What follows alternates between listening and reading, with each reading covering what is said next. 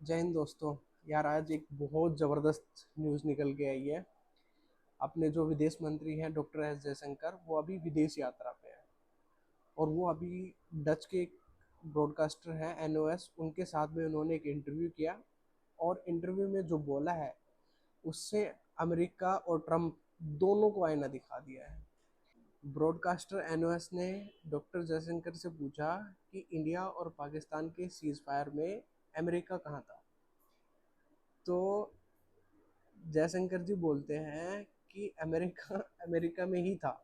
And where was the US in this process? Well, the US was in the United States. For some reason, both armies were able to talk to each other, initiated by the Pakistani army. Yes, so on the 10th of May, it was the Pakistani army which sent a message that they were ready to stop firing, and we responded accordingly. And where was the US in this process? Well, the US was in the United States. I mean, obviously there were US, Secretary of State Rubio and Vice President Vance had called up. Rubio had spoken to me. Vance had spoken to our Prime Minister. They had their view, and they were talking to us, and they were talking to Pakistanis, as indeed were some other countries. Yeah. I mean, the United States was not alone in this. I think there were some countries in the Gulf, there were some others as well.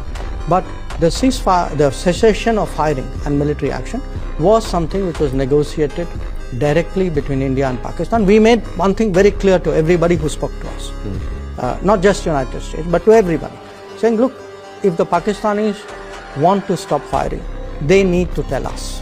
We need to hear it from them. Their general has to call up our general and say this. And that is what happened. अब इससे Trump को ना मिर्ची लगने वाली है, और वो भी बहुत ज़बरदस्त।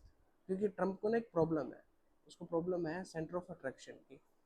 उसको लगता है कि दुनिया में कहीं पे भी कुछ भी हो, ट्रम्प का नाम आना चाहिए। वो लोगों को दिखाना चाहता है कि मैं कितना अच्छा इंसान हूँ, दुनिया के लिए सोचता हूँ। लेकिन डॉक्टर एस जयशंकर ने ना अब उनको उनकी औकात दिखा दी है। ठीक है। अमेरिका ऑलवेज ट्राई करता है कि कहीं पे भी कुछ भी हो वो एक मीडिएटर के रूप में काम करे। लेकिन इंडिया ने अपना स्टैंड क्लियर कर दिया है कि नो मीडिएटर एनी मोर।